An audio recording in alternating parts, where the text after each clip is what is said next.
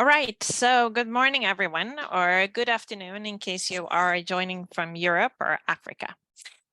We welcome you to our webinar on how to calculate emissions reductions from mitigation actions. And you can switch slide, Björn.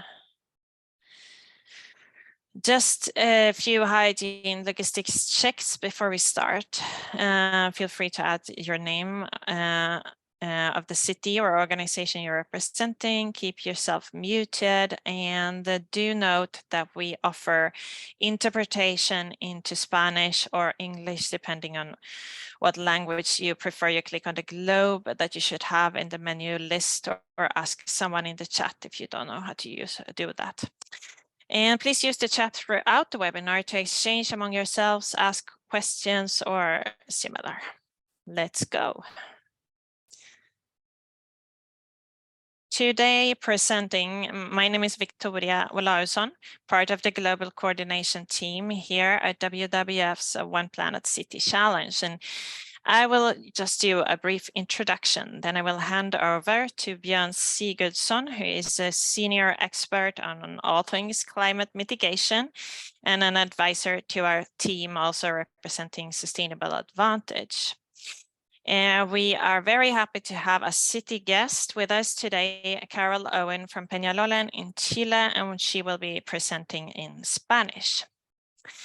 The agenda is packed but simple, so we will give you a crash course on how to calculate and estimate impacts of mitigation actions, see a peer example, and have time for some questions and exchanges after that.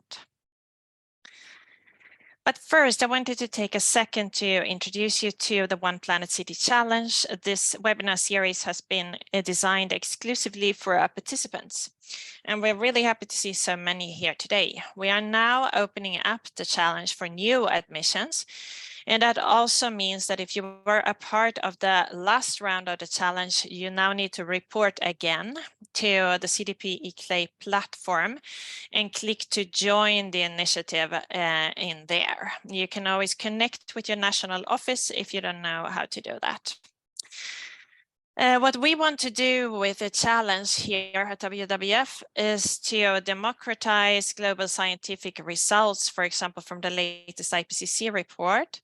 And by that, we mean that we want to make them easily accessible and relevant to all local governments across the planet. We mainly do this in our individualized strategic feedback report. We mean that joining the OPCC is a way to be a part of the global cities arena. We try to keep you informed about that. And it's a way to stand up and be counted in support of the Paris Agreement and the global climate negotiations. This is why we like to celebrate frontrunners through solution stories and our awards, and use this movement as a way to accelerate the global climate transition. We try to collaborate with all the main city initiatives, and we were happy to see in our participant survey of the last round that 83% like to join again and 86% were ready to recommend us to peers. And since it's our job to basically hurry you up and tell you to do more than you're already doing, we are very happy to be able to deliver that and still be perceived as adding some value for you and not just being stresses. All right, so now this webinar series, we call it the building blocks of a plan in terms of mitigation actions. And so we have different webinars that touches upon all of these cornerstones that it takes for you to have a decent plan. It's also connected to our assessment framework that you use when you report to the OPCC. So we have one webinar on city emissions inventories. For those of you who still need to know where your emissions come from and how they are distributed over different sectors, which is a nice basis and also connected to today's webinar on how to calculate the effects of the actions that you are about to undertake. We recently had a webinar on science-based targets, how to set targets that reflect your fair share of the Paris Agreement. that is now on our YouTube channel. So check that out in case you missed it. Then next webinar here from us will be about impactful mitigation actions, specially designed around the Latin American context. It is possible also that our national offices in the LAC region offer you peer-based coaching, where you can sit together with a smaller group of cities and exchange more deeply around these topics. So check that out as well. And today's webinar is I'm particularly fond of it because I do feel that if you don't know what the effect will be of your actions, it can be really difficult to talk to your management, to your citizens, or get acceptance for your work within the city. So I'm glad to have Björn and Carol here to speak to you about it today. Over to you. Thank you, Victoria, for that introduction. Splendid, and thank you for inviting me to contribute to the important work of cities all around the world. I will do the best to give a crash course. This can be a large question, but a crash course can get you started and then take step by step to develop your work in calculating emission reductions. We help you. We think this is the way to help you get started or improve. And I would say that in line with what Victoria said, it's of course important to know a little bit about emission reductions, to know if you are meeting your targets, for example, and if you are dealing with your largest and most significant emissions of your city. Let's have a look on that.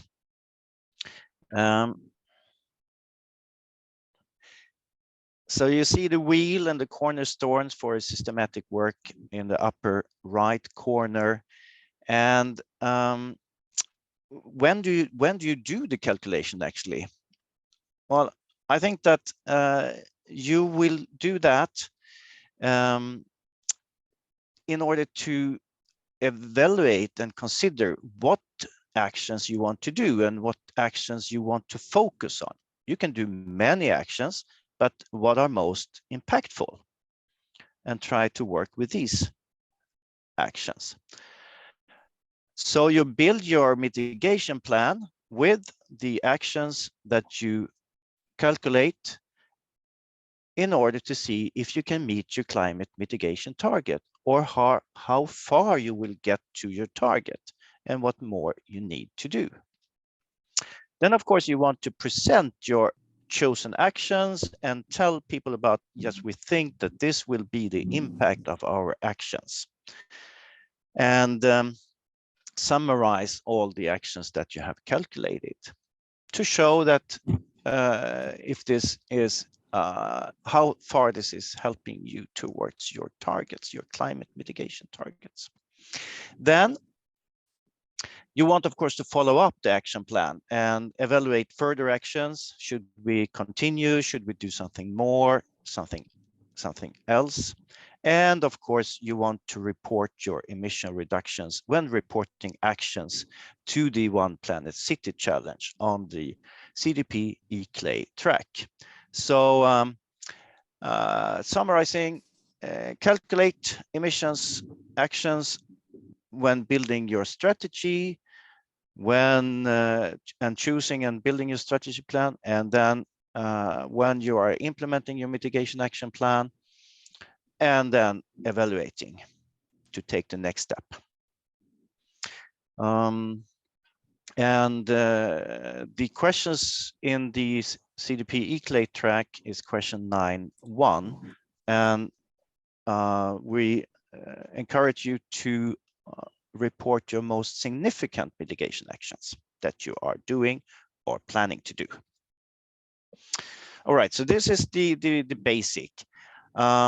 Calculating emissions actions are helpful for you all along your systematic work and will enhance and help you reaching your targets and combating climate change.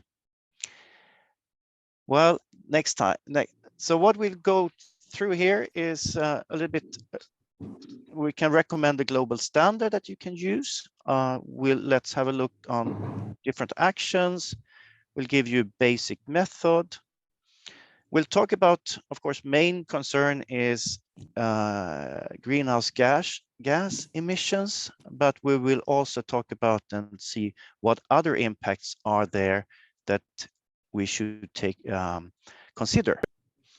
Then we have Carol Owen from the city of Peñalolén. And then let's summarize, talk a little bit more and wrap things up. So let's get started more and deep dive into this. We recommend, there is a standard well established since a couple of years from the World Resources Institute and well established with all international organizations. And it's called Policy and Action Standard. And this is the standard to evaluate actions on a community level. There are other standards that are well fitted to evaluate actions from an organizational point of view, but here we're talking more about the community level. We think also that there is, you will find most of things in this standard, but we also highlight an additional standard that is about innovations. Because we think that there is a lot of good thinking in that guide that can help us, but we need to be a little bit mindful about that it's talking about innovations, introducing innovation in the market, and not general actions for the community level. Right. Let's see. So what about the actions itself? When working with the City Challenge, the One Planet City Challenge, and reporting on the CDP eClay track, the first step is to choose an action. And I know that you have actions and you have your names for your actions. So please find an equivalent in the list of standard actions, because that would help you to identify the actions, and it will help us all to understand better the actions you are taking and how that relates to the overall picture of emissions in your city. So that list at Appendix C, the actions, quite many, are grouped into different groups, and just want to point out that the different groups, like one group is called stationary energy, then is of course connected to a traditional way of doing an emission inventory with sector 1, which is stationary energy. And then you have all the other sectors, the 5 sectors that we recommend you to work with: waste, industrial process, agriculture. Additional action groups where you can look for inspiration for actions or try to match the action you have is generation of grid supplied energy, food. Actions in the group of food actions can be matched to sector 1, stationary energy, or transportation in sector 2, and not only sector 5, agricultural sector. So that's a little bit to be mindful about. All right, so you have, let's see, there are many different kind of actions, and I would say that depending on type of action, it's more or less easy to estimate or calculate the reductions of a particular action. But I would say that none regarding if it's more or less easy. Let's get started. Among the easier type of actions is when you are dealing with energy actions, maybe replacing a fossil energy with renewable energy. It's very much one-to-one, and it's quite easy to calculate. A little bit more trickier is maybe in the transportation sector, where you want to encourage more walking and biking over using your car. Then there are much more factors to consider and assess, and the data you have might be more in vague. So you will need to do more more assessments, but still do it and see what you find. We come back to that a little bit later on. But let's take a basic, simple example to show the basic method here. So actually let's take the example of energy conservation. There is in this sector 1, energy action, renewable power generation. So let's see that you in your city has a power plant that produce electricity fueled by coal. And your action is to shut down the coal power plant and replace it with solar and wind.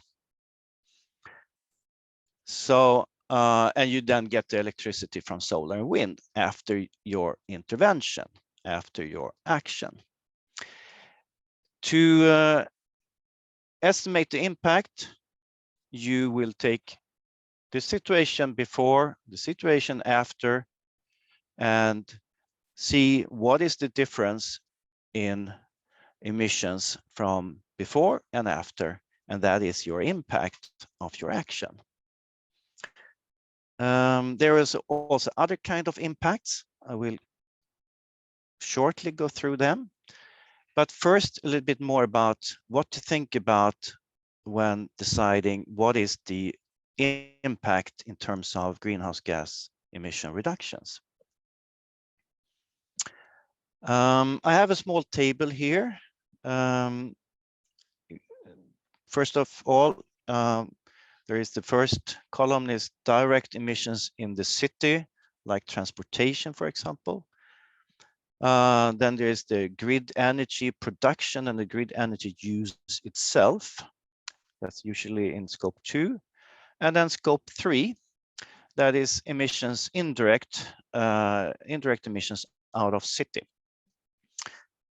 And I would advise you to try maybe to have a table like this and start thinking about what are the different consequences of your situation before and the situation afterwards, in terms of not only that you have a coal fueled plant instead, and then you have instead a solar panel, but what also happens around that.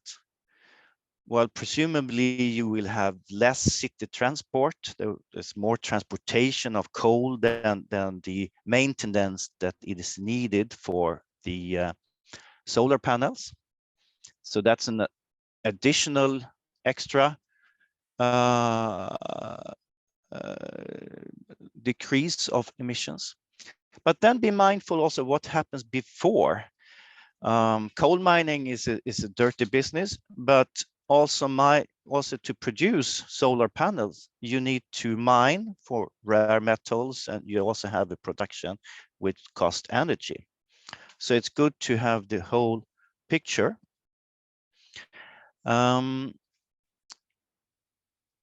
maybe what also the standard says is that if you have identified major and medium impact, try to calculate that, but maybe oversee or do not include smaller emissions, because it's quite difficult to get an exact calculation.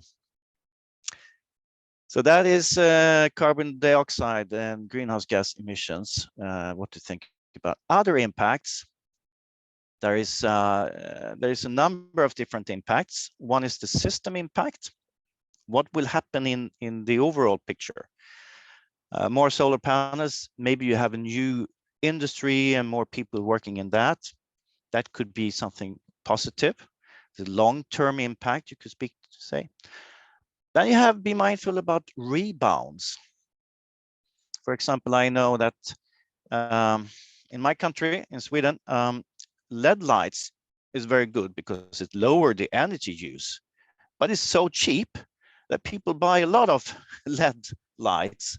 And in the end, we have more lights and maybe the same amount of energy used.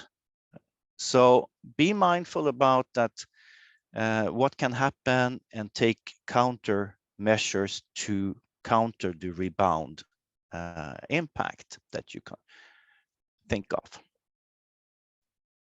Then, of course, co-benefits.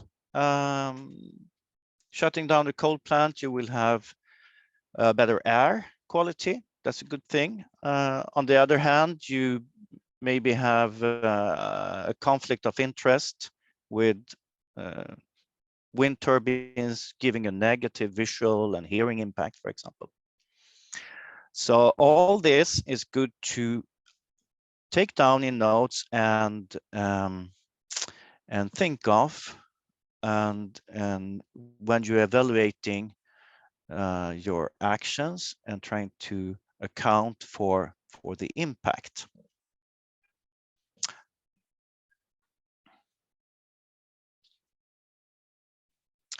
Let's see. This thinking before, after, and the difference is the impact. Let's just make it very schematic.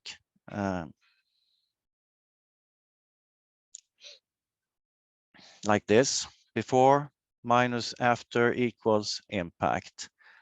So I am thinking when I'm trying to calculate something, okay, there's a coal power plant, we replace it with something, we get lower emissions, we hope. You need an emission factor for coal, and the emission factor for coal is can vary depending on how much of the emissions you include and what kind of power plant you have. So this is something to be decided when looking more deeper into the situation. Equally for solar panels, you can say that there is locally no direct emissions, but if you consider the whole production of the solar panels, the total emissions per megawatt hour might be as high as 75. We got that example this morning from Vietnam. They're using that emission factor for solar panels. The emission factor itself can then, you can see the difference and appreciate the difference between the two different emission factors. The second thing you need to know or find out, apart from emission factor, is the activity data. How much megawatt hours are produced by the coal plant that you are shutting down? And of course, you need to have equal amount of produce the equal amount of megawatt hours from the solar panels or wind powers. And in this case, I guess it's more or less depending on different circumstances, you will find that you might need more megawatt hours from what you're replacing the coal plant with, or less. I'm not going into details. This is just a schematic thinking. But please consider that different kind of power plants can be different efficient.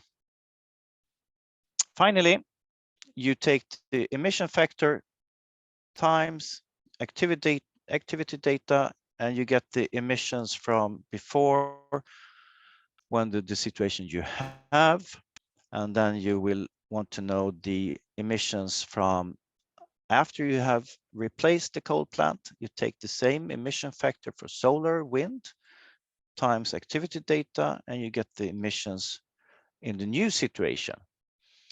And if you may take the difference, that will equal your actually impact in tons of greenhouse gases per year.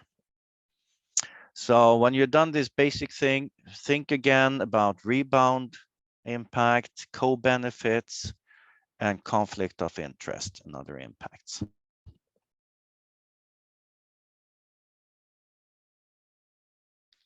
So let me say something about data and data sources. You will need to know as activity data and emission factor. So activity data is the megawatt hours in this case. Otherwise, it can be kilometers of car travel or other equivalent data. You need an emission factor. In this case, you will need, for example, the emission factor then for fossil coal. It's expressed usually in kilogram carbon dioxide equivalents per megawatt hour. And the emission factor for solar energy. We talk about two different kind of emission factor. That is, the first one, 2A, is only end of pipe emissions. And 2B, also if you want to include upstream emissions, how much has the what is the emissions from the production of the fuel or the panels or the wind turbines. And then here I want to be that you be concerned a little bit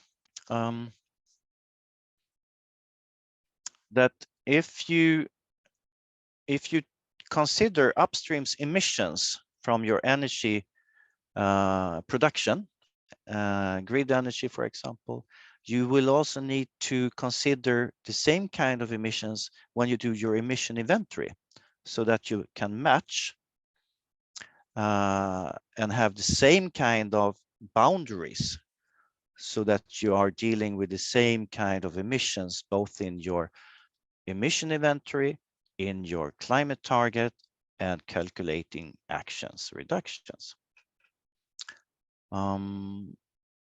Right, a little bit more where to find what you need, and I know Carol will also touch upon this. Usually the energy production will find from the local data or utility data, or you have a national energy agency. The emission factor, if we talk about end of pipe emissions, I think I would recommend to look for a national environmental agency, and there are factors to be found from the International Panel on Climate Change, IPCC, but it's kind of rough, and it's much better if you can find something nationally or regionally that better fits to your reality.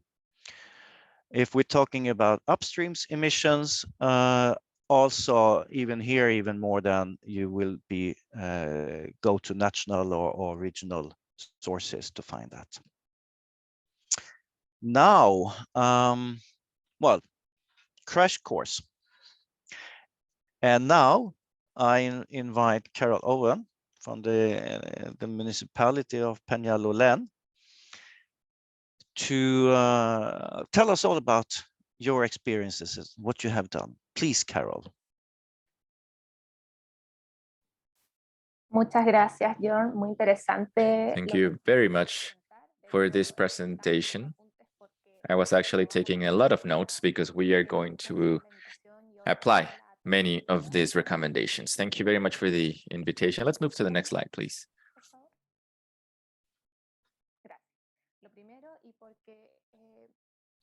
Okay, the first thing to mention is that in many occasions, the barriers of local governments are very much linked with their limits of their governance. So it's important to understand the state of urgency that we are coming into this topic. We are coming into this understanding that we are in a climate crisis that is based on an extractive production model, basically. And besides having this knowledge from the very beginning, it is extremely important to understand the role that local governments have to solve or to tackle this crisis. Next slide, please. And as part of this work, our mayor, Carolina Leitao, has prioritized and has provided a status of urgent to the local climate actions because she understands this as a development issue, a quality of life issue, and also she understands this as a responsibility. Next slide, please. As part of that priority,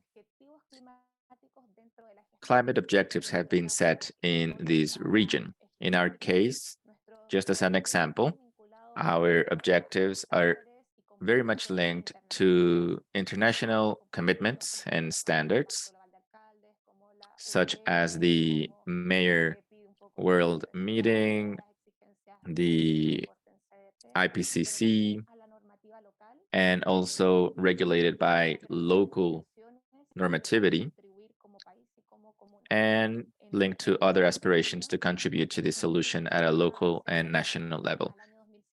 In Chile, we aim to be carbon neutral by 2050. However, we have accelerated this objective to reach carbon neutral status by 2030, and we are working on it. And another very concrete objective is the adaptation of the hydric footprint, because there is a water crisis currently in Chile that impacts every aspect of local development. There are other objectives as well that are related to this. Many of these might not be quantifiable per se, but at least we need to have an idea of what the quality of that ecosystem is that we want to live in. Next slide.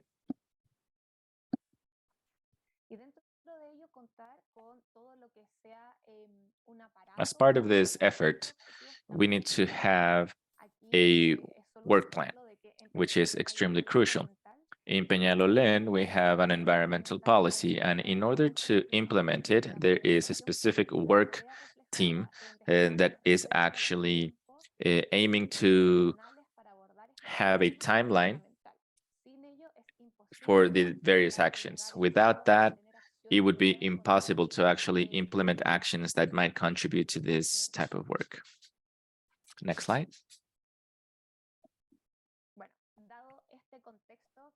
So given the context that I just provided, that I believe it's fundamental for those of us who work in cities or municipalities, the next question is, how do we approach the measurement of our contribution to emission reduction? The first thing that we need to do is to have this as a high priority from a political level. There has to be a sense of urgency, and there needs to be a commitment to tackle the problem. Therefore, projects need to be developed around that. We should not just stop at words and having this as a priority, but actually allocate resources to teams that can provide a follow-up and to work in this seriously and basically to provide a scientific basis. Climate change is quite often taken as a caricature of a problem or something that is not serious, but this is an urgent problem. This is a crisis. So the way that we approach this context is going to make a difference to understand whether we are going the right path or not. Next slide, please.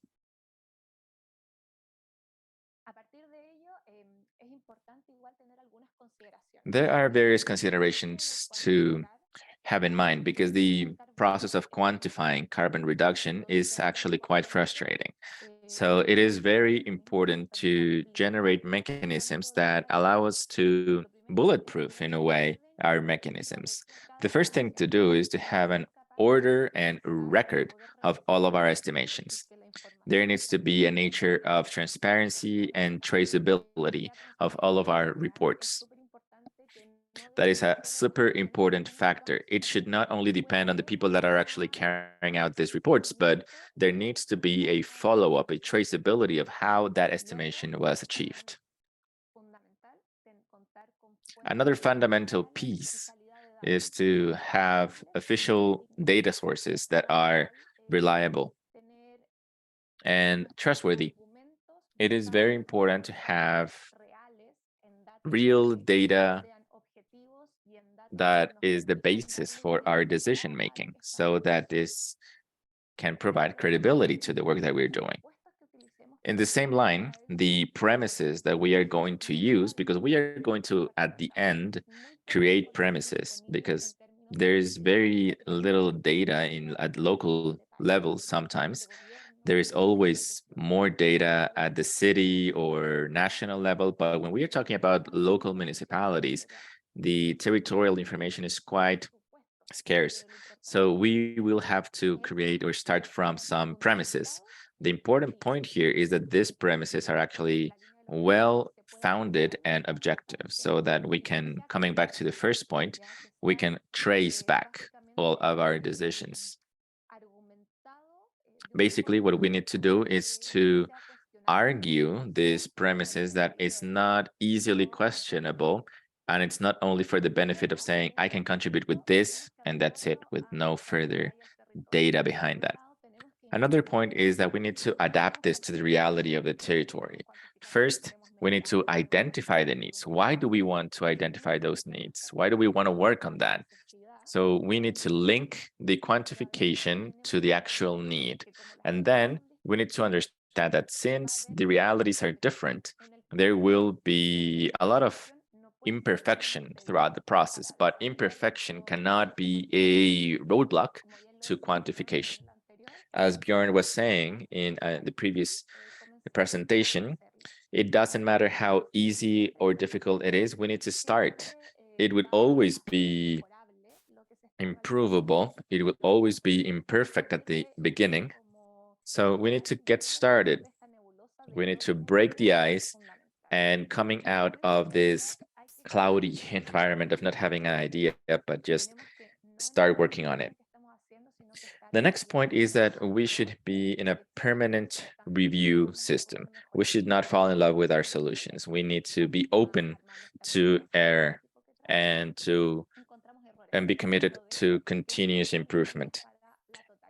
There will always be errors to be found, but it's important that we find them so that we can improve our methodologies. The next point is to have validation and review processes. Sometimes when we want to guarantee what we are providing, we can confirm with other agencies. For example, in the energy sector, we create a lot of premises and ideas and hypotheses that we need to go and confirm with the actual energy agency so that we can see whether our premises were correct. And finally, the ideal thing to do that we also need to improve a lot is to have an iterative process with a verification mechanism, ideally an external actor that can allow a greater trust on this information. That is not the most important piece of all of this, but that will definitely allow for more seriousness in the whole process. Next slide, please.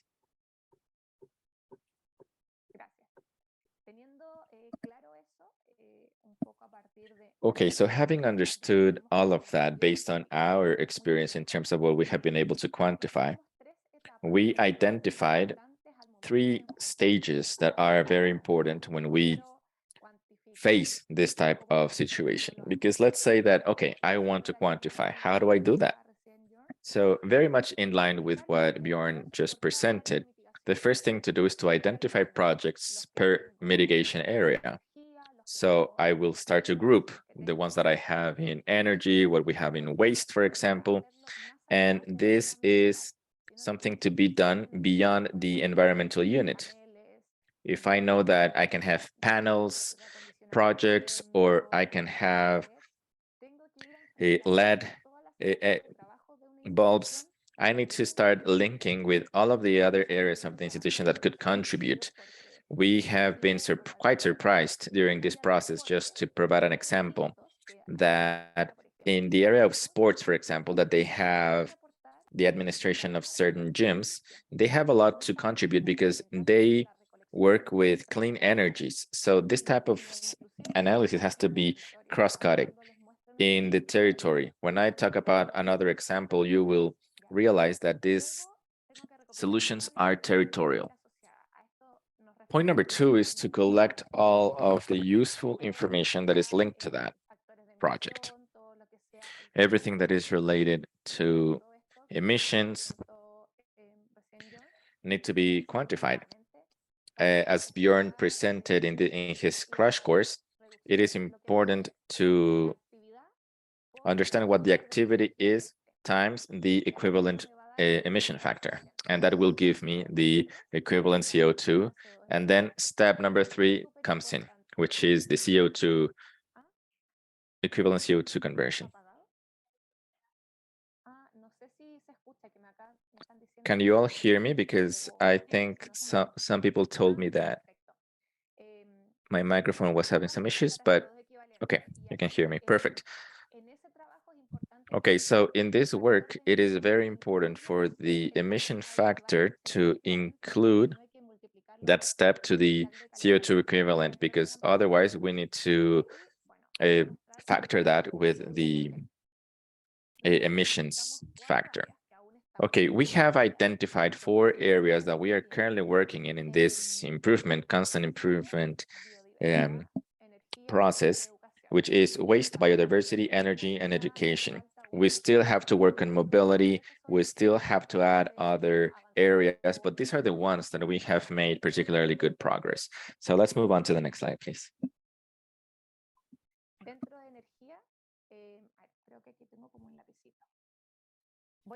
Okay, so as part of energy, let me provide an example. I think that I have a pencil here that I can use, right? So we have identified solar panels, but we wanted to quantify how is it that all of those solar panels contribute really. So we requested the government office in Chile, SEC, to provide information around kilowatt power that have been installed in the community. And they provided this data and they gave us this number. Then on the other hand, from another website from the Ministry of Energy, we were able to obtain the direct conversion factor from kilowatt power to kilowatt hour. That allows us to convert from this to that. And then from another website, which is the Energy National System, SEN, we calculate the equivalent CO2 tons for our region. So the first thing that we did here is to convert everything to kilowatt hour, which is basically a multiplication of the conversion factor.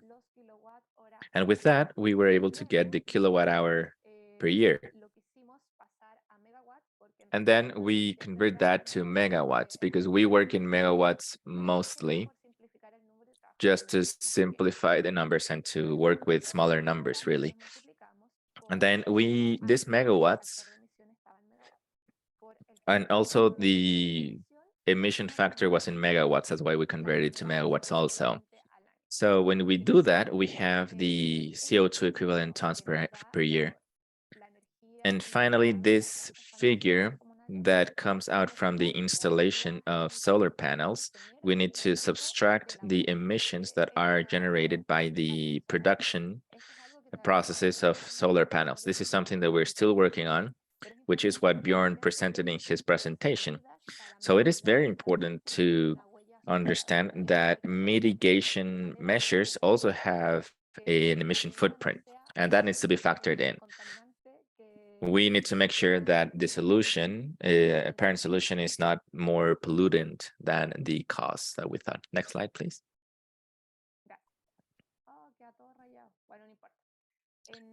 Well, I can see that all of my lines are still there. I'm sorry about that.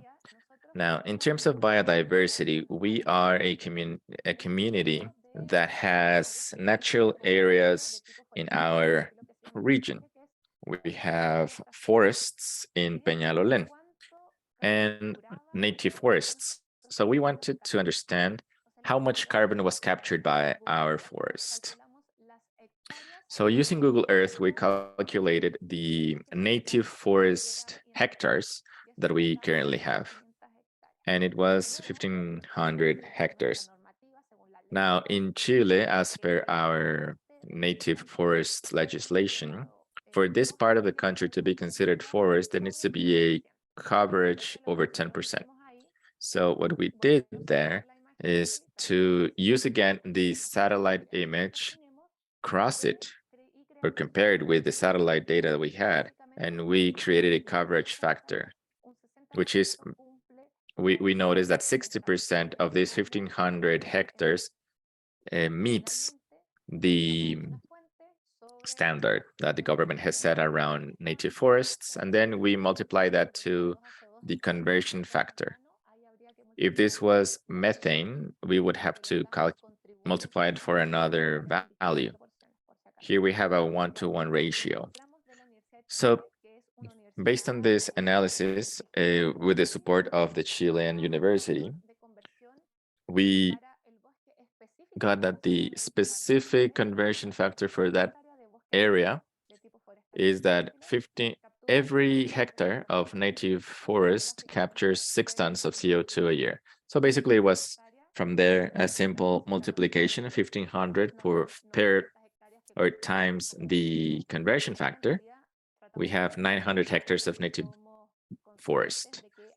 We actually underestimated here because we are aware that there's an error margin here. We actually thought that it could be greater, like 80%, but we used that factor to underestimate our contribution. So we aim to be more strict with this calculation, and those 900 were times 6 tons CO2 per year, it's 5,400 tons of CO2 per year. And this is, even though this was a territory that could be thought to not contribute much, in Peñalolén, we are actually working a lot on conservation and all nature-based solutions to guarantee the safeguarding of this type of forests. We are generating policies and projects in the community in order to preserve these CO2 capture mechanisms. Next slide, please.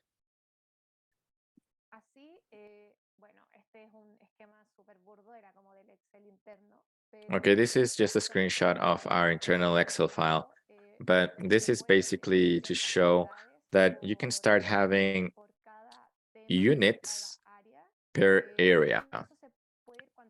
And based on that, you can start quantifying. There are many premises that we start working on. We also work with a lot of experts in order to understand what is the level of contribution per area.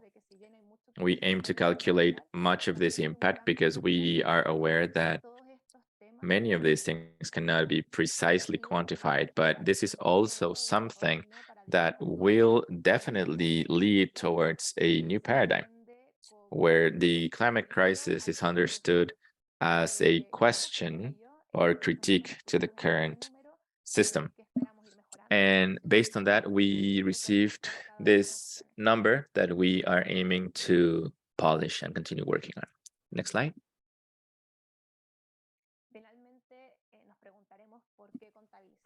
So the final question here is why to quantify? And I will read this because this is a metaphor that we use in our team. CO2 reductions is a marathon.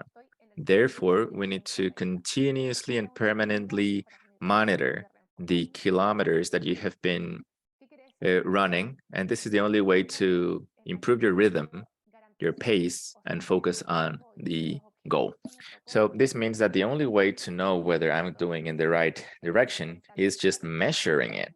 So quantifying the reduction of CO2 first will allow me to understand what are the commitments that I have, and then to make visible and acknowledge the progress. And the third and most important one, improvement. It allows me to provide a greater priority to the areas that contribute the most and to make visible those areas that need greater improvement. For example, we know that mobility is something that we need to improve a lot on. So this quantification allows us to understand that. Next slide. This would be my presentation. Thank you so much. Thank you very much, Carol, for that exhaustive presentation. And let's stay a little bit on this slide and read it and think about it. And first of all, from your presentation, I specifically took good note of your the principles that you put, your consideraciones, the points, how to do this, what to think about when preparing, and how to updating. You point to the importance of working iterative, that is, take one step and another step, and one step at a pace, and you will end up to your target, of course. So I think I will take that and incorporate that in my further presentation, future presentations.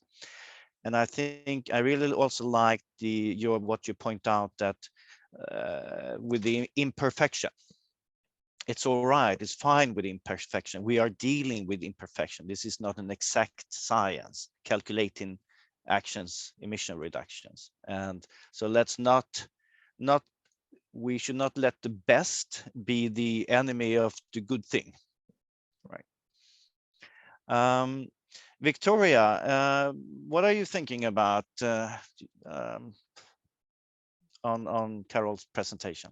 Yeah, I am amazed, Carol, on how the level of professionalism was so excellent. It totally blew me away. So much congratulations for that. And you can see many appreciative comments in the chat as well.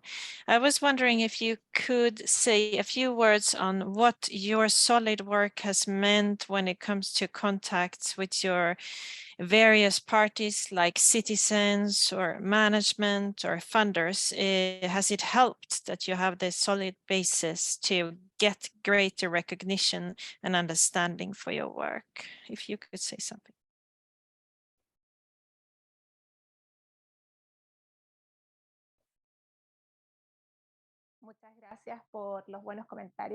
Thank you very much for your comments. And I believe that in order to be able to demonstrate that we are making progress in our commitments, allow us to have a better relationship with our partners and our allies, particularly in the area of credibility and funding. Because when we are working in climate action, we understand that mobilizing funding is one of the main barriers for the execution of projects. So if we partner with other sectors, for example, the private sector or people that are interested in investing, it's a crucial piece of bringing these type of initiatives to bear fruit. So on the one side, it's good to show advancement in order to make your work visible, but also to create a credibility in order to raise more funds so that make people parties to invest. Because what we do is to offer them the opportunity to work with us. That's what we do. It's not that we only want the resources, but that we are a serious platform with concrete advancement and progress that will allow them to contribute to their social responsibility or all of the various commitments that the private sector needs to do to contribute to the solution. So if we are able to show clearly how we are making progress, we can really, that could really make a difference with our partners in positioning ourselves and also to create better relationships, better partnerships, and at the same time push these actions forward. Right. Thank you very much. Yes. Sorry, I think that there are some questions in the chat in Spanish. So maybe Andrea, if you want to tell us one of those. Sí, bueno, la verdad es que creo que son más. Yes, well, actually, I can see that there are many congratulation comments rather than questions, but we do have a few questions. Let me see. We have a comment from Nicolás Garcia. He says that besides Google Earth, there is this Copernicus system from ESA because it provides information of coverages of forest similar to Google Earth. But let me continue to read. Let me finish reading. It also shows various coverage besides forests. And this is a good way to determine the emissions that are linked to the coverage from images at different timelines. So this is an interesting comment, is to show a different tool that we can also use to get more information. Thank you very much. We have like maybe 1-2 minutes left. Thanks a lot, Carol. From our side, we just want to also show you another tool for the tricky area is how to calculate emission reductions from actions within transportation and mobility management. But there is a very good one from the World Health Organizations called the HEAT tool. I don't have time to go into that, but that's very nicely. You get both greenhouse gases and premature mortality and mortality effects from traffic crashes and so on. Very interesting and very easy to use. The other thing is also I'm thinking of more resources. Please visit the homepage of Global Covenant of Mayors. They have a very nice resource library where you will find a lot of different tools, guidance, examples, and so on.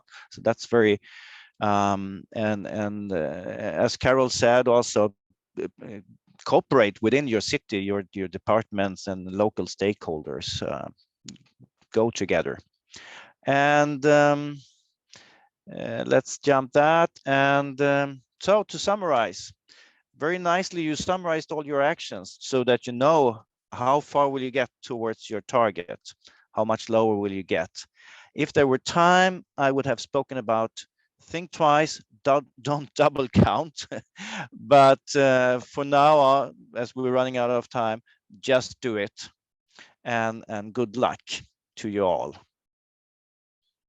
Thank you for me. Thank you, everyone who came here. And I think that we need to say goodbye to you now, but in case you want to stay back and ask Carol or us some more questions, we can be available some minutes more. I fear that the interpreter will leave us though, but but Carol and Andrea will understand in Spanish as well. Chao, muchísimas gracias por hoy.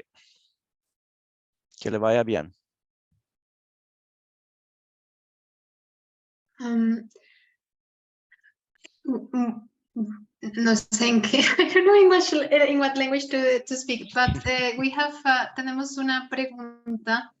Okay, so we have a question. Perhaps Björn and Carol can address it. Actually, two questions.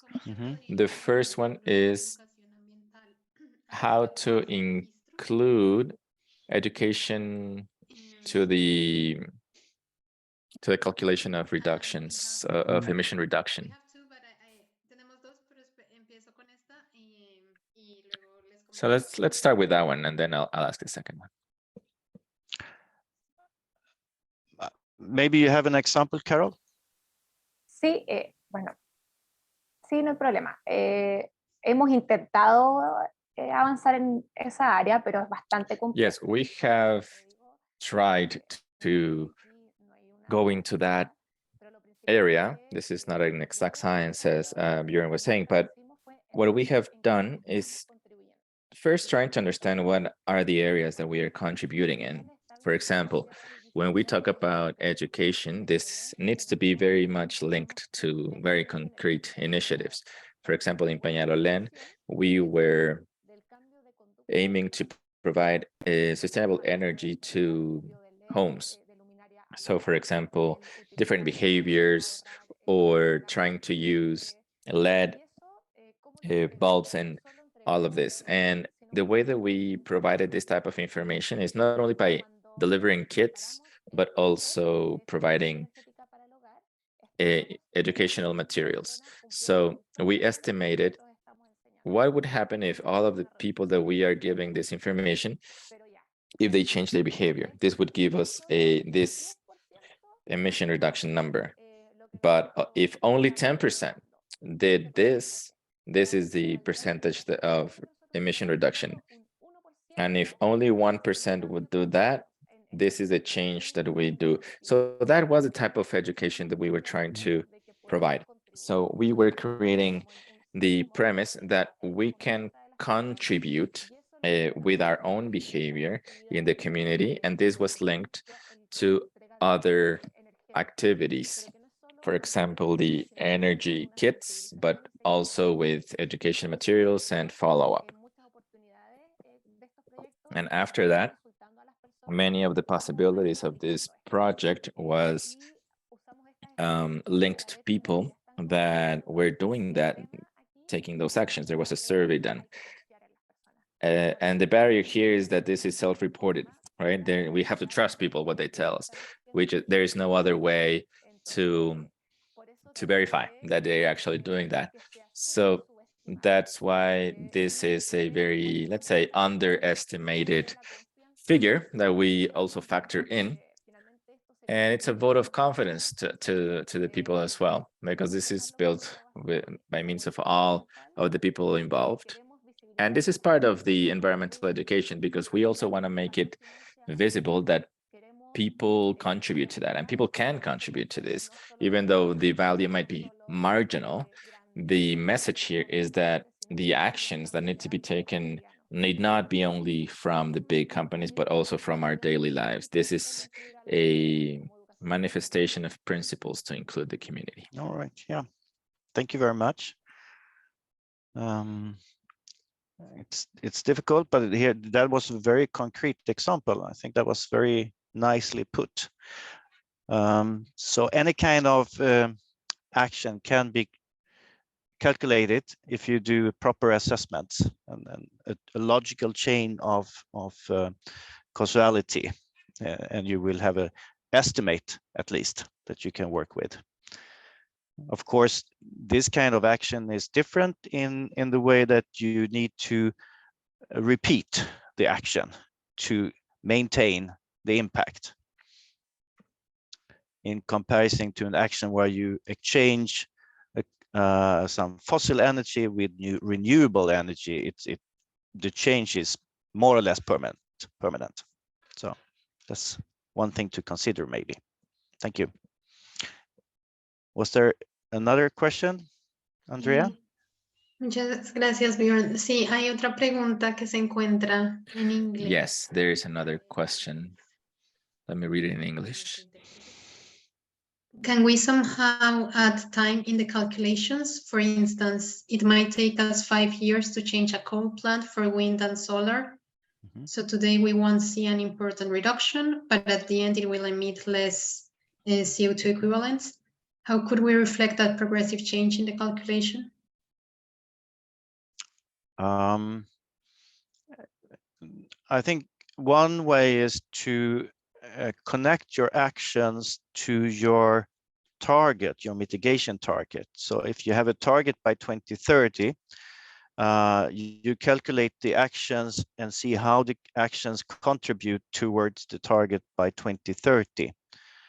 And then it doesn't really matter when it matters for the total impact, but it's a way of handling it that you can calculate the impact to 2030, even if it takes 5 years to do the switch. So and then of course you can calculate the instant impact per year after the action is fulfilled, is implemented. But I think to overcome this kind of different situations, work with your baseline and your climate target.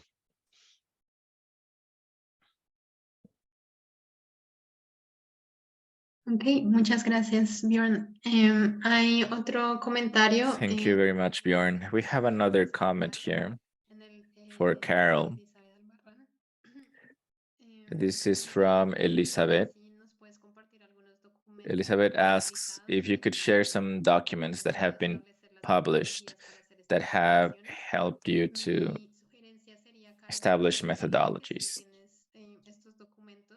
So, Carol, if you have these documents located or at hand, please share those with us and we can share them to everyone with the presentation and the recording. Yes, of course I can share that. Just as a piece of information for your reference, quantifying reduction of emission is very similar to quantifying the carbon footprint inventory in terms of the activities and their interventions. So in many cases, we are using the areas in order to calculate carbon footprints. And something that we are doing as well is that when these projects are being developed, we ask a estimated impact in the community. So if you install solar panels, what is the activity that generates a year?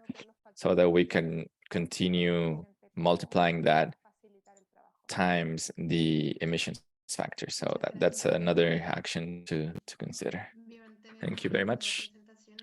Bjorn, I can see that you're moving the slides. Do you want to say something about that? Yeah, this slide is actually on the topic that we just discussed, the time aspect and the good thing or the necessity to relate your actions and your summarized action to your target and your baseline, to understand how far you get and what is the impact on the total. And here also the example of the case B here, that there is an intervention that will last during a few years, and then you need to intervene again. The typically educational, informational, or other kind of pushes, nudging, things like that.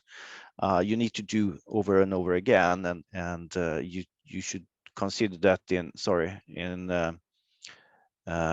here's the full slide when designing your action plan.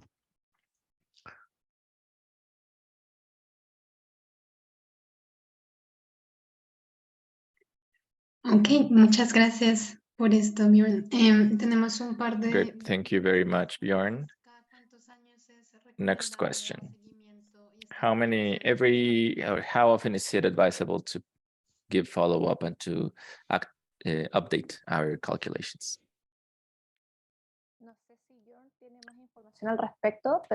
Perhaps Bjorn has more information about this, but at least in Peñalolén, it depends on the commitments that we set from the very beginning.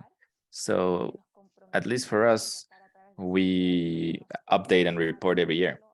That was our commitment. So that forces us to work on it every year.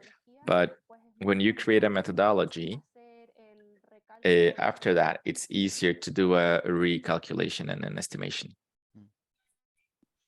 That is extremely good of you. I think at least a recalculation and evaluation would be done. Usually you have an action plan for maybe 4 or 5 years. It lasts for 4 or 5 years. And then you do a evaluation at the end of the action plan because you want to do a new action plan. So you prepare, evaluate, and plan for the new plan at the same time. So I guess that would be the minimum. But given the urgency, as you pointed out, Carol, of the of the climate change issue, we maybe should oversee our calculations a bit more often.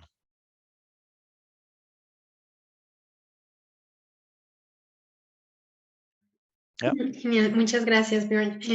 Hay una pregunta de Camilo ¿Por qué Thank you utilizan very el much, Björn. de carbono para una ciudad? No es inventario de gases de efecto invernadero. So why do you use the term carbon footprint for a city?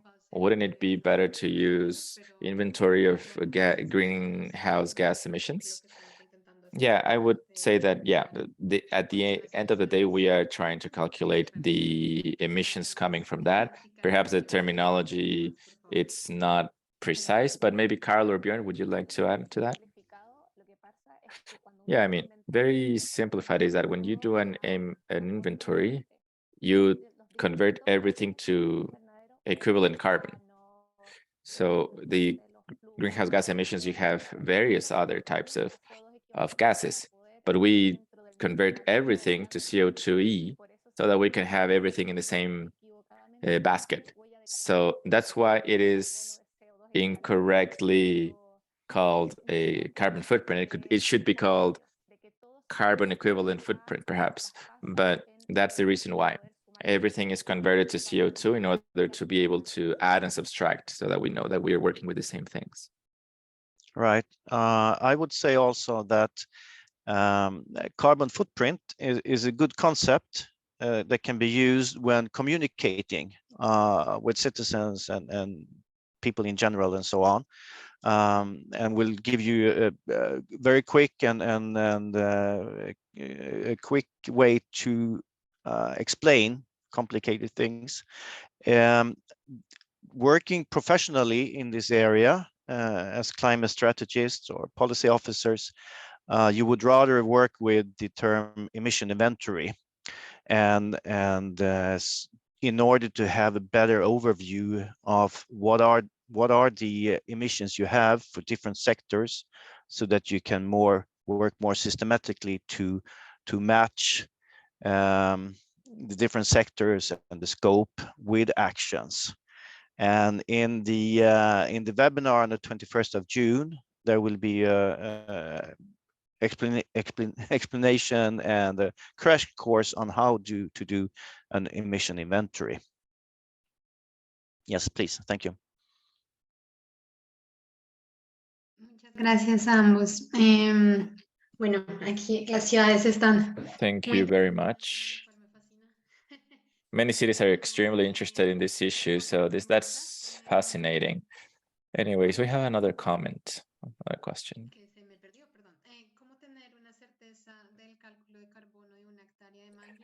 How can we have a certainty of a carbon calculation of a hectare of mangrove to have this very well reported? So what is a, so I assume he's referring to mangrove forests, is that correct? So if this is a forest ecosystem, the best thing to do would be to approach local academia, perhaps a local institute or local university that could allow you to generate an emission factor that is more precise for that specific area.